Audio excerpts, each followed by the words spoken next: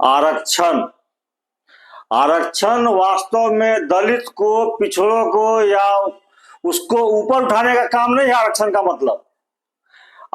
का मतलब सिर्फ ये है कि योग्यता को समाप्त कर देना है, योग्य व्यक्ति को अयोग्य बना देना है और देश को अयोग्य हाथों में सौंप देना है। मेरा मत कहना यही है कि आरक्षण का मतलब ये बिल्कुल नहीं है कि उसके द्वारा दलित को, पिछड़ों को आगे लाया जाए, क्योंकि इसका उदाहरण है रामविलास पासवान।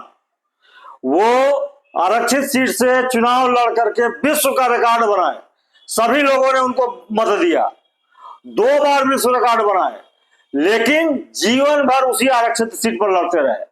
उनका पूरा खानदान आरक्षित सीट पर लड़ता है। वो रुपया कमा करके, वो उनको खाने को नहीं था जब वो पहला बार चुनाव लड़े थे, वो रुपया कमा करके अरबपति हो गया, उनका खानदान पूरा अरबपति हो गया, लेकिन आज तक उसके खानदान में किसी को ये हिम्मत नहीं पैदा हो सका कि वो किसी अनारक्षित सीट से चुनाव लड़के जीत सके। तो आप समझ सकते हैं कि आरक्षण पाने वाला आदमी को, जो आदमी खाकपति से अरबपति हो जाता है, विश्व स्तर का नेता हो जाता है, देश का सबसे बड़ा नेता में गिनती होता था रामविलास पासवान का, जिसको सब सवर्ण, पिछड़ी जाति सब लोग वोट देके विश्व स्तर का रिकॉर्ड बना दिया, गिनीज बुक ऑफ रिकॉर्ड बना दिया।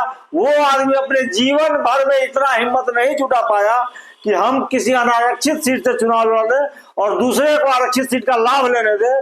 तो इसका मतलब यही होता है कि आरक्षण के द्वारा दलित को, पिछड़ों को ऊपर नहीं उठाया जा सकता है।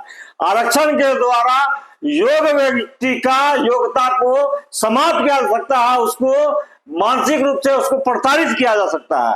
कहने का मतलब ये है सीधा कि पपीता के गाछ में दुनिया का सारा खाद डाल दीजिएगा, वो कभी कामयाब नहीं होगा, लेकिन शीशम के गाछ में कोई खाद मत दीजिए, उसका खल्ली भी हो, वो भी इंसान के काम आएगा या दुनिया के काम आएगा।